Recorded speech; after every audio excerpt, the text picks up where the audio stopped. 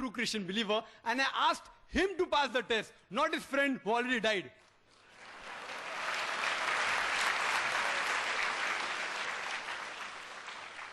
And he said that blood came out of the mouth. Dr. William Campbell, and even I know very well, being medical doctors, that having poison, blood comes out, and we cure many people of poison. So what's so great? Test is, they should come forward and do all these things, and yet you should be able to speak foreign tongues. And Dr. William Campbell said that at that time, if you read Gospel of Mark chapter 16, those people there, they spoke the languages people knew. And foreign tongues. Dr. William Campbell doesn't know there are Indians out here. Surely many know Gujarati, Marathi, even I know. If I ask you, suppose if I ask you in a particular language, Nirkut Tamil, no reply. Foreign tongues, Nirkut, anyone knows Tamil? Or Malayalam, Velam? Yes, very good. Are you a Christian believer? I'm asking that person there. You are a Muslim? Anyway, fine. This was supposed to be a test passed by Christian believers. There are many people who know foreign languages out here. Only thing you have to do was speak to them. Like, what is your name? How are you? For example, Kaifa Haluk in Arabic, which you know.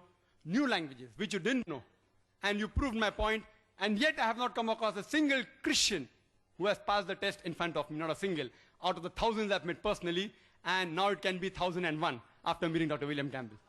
Only touched 2 points. Dr. William Campbell did not reply to my 20 points, and he started speaking about prophecy. What has prophecy to do with science in the Bible? If prophecy is the test,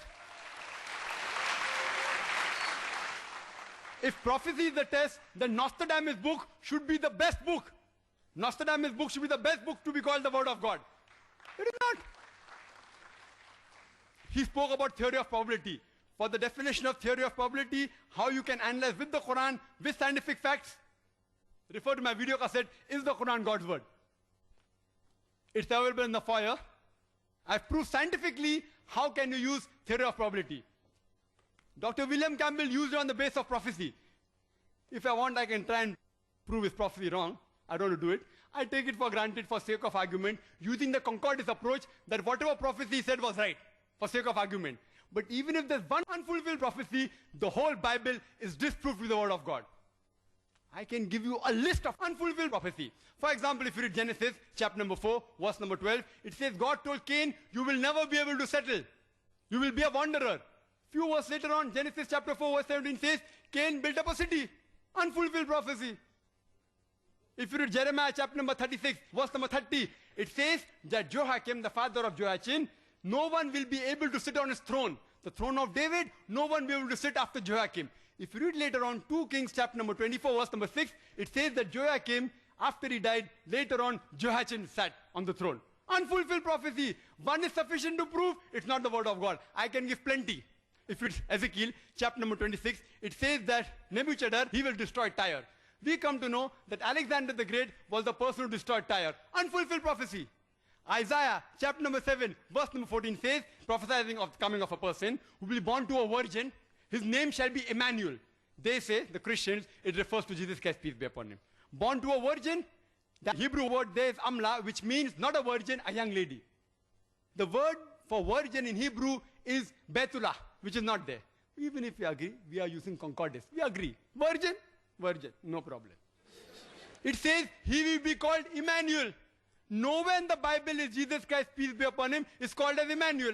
Unfulfilled prophecy. I can give several, plenty unfulfilled prophecy. One is sufficient to prove the Bible wrong. I have given a few. According to your theory of probability, Bible is not the Word of God.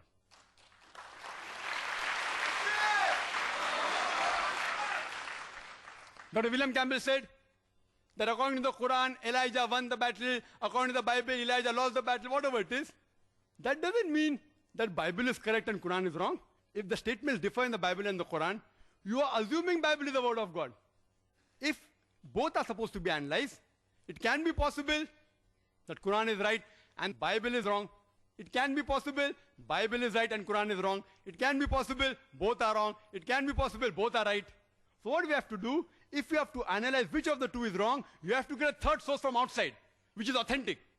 Just because Bible says Elijah lost and Quran says Elijah won, therefore Quran is wrong, is illogical. And Dr. William Campbell, besides replying to the scientific errors I mentioned,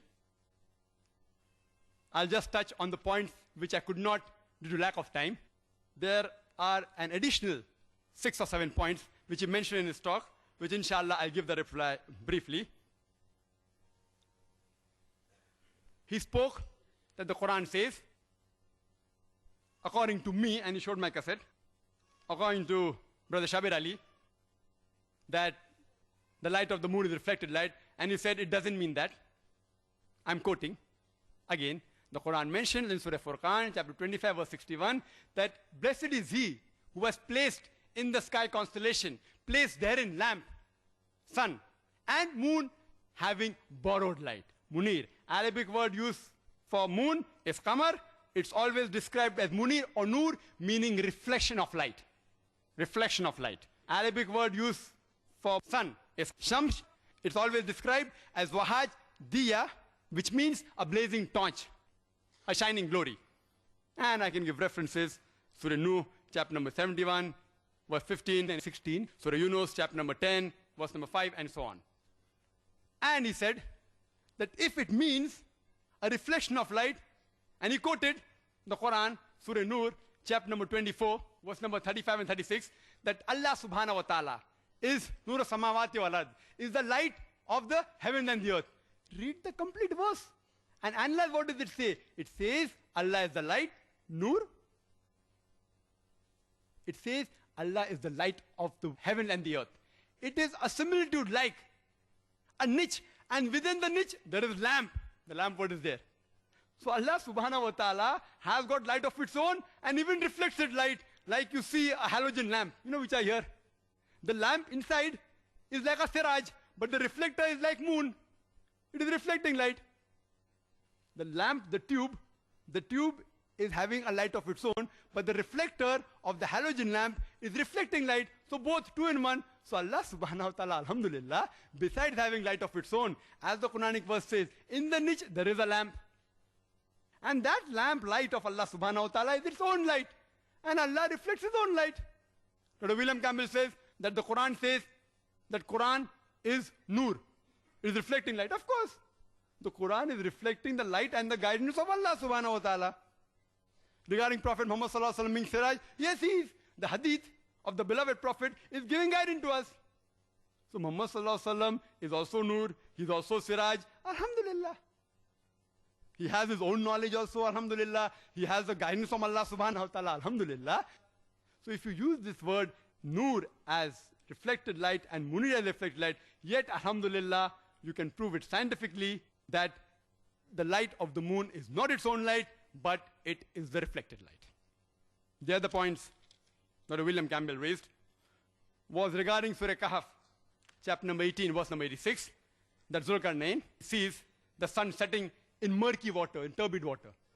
Imagine sun setting in murky water, unscientific. The Arabic word used here is, it is wajada, meaning it appeared to Zulkarnain. And Dr. William Campbell knows Arabic. So wajada means, if you look up in the dictionary also, it means it appeared. So Allah subhanahu wa ta'ala is describing what appeared to Zulkarnain. If I make a statement that the student in the class said 2 plus 2 is equal to 5, and you say, oh, Zakir said 2 plus 2 is equal to 5. I didn't say. I'm telling the student in my class that 2 plus 2 is equal to 5. I'm not wrong, the student is wrong. There are various ways to try and analyze this verse. One is this way, according to Muhammad Asad, that wajada means it appeared to Zulkarnain. Point number 2. The Arabic word used is maghrib. It can be used for time as well as place. When we say sunset, sunset can be taken for time. If I say the sun sets at 7 p.m., I'm using it for time. If I say the sun sets in the west, it means I'm taking it for place. So here, if you use the word maghrib for time, so Zulkarnain not reached that place of sunset, use it at time. He reached at the time of sunset. The problem is solved. Furthermore, you can solve it in various ways. Even if Dr. William Campbell says, no, the basic assumption is too much. It is not appeared to, it is actually this. Let's analyze it further.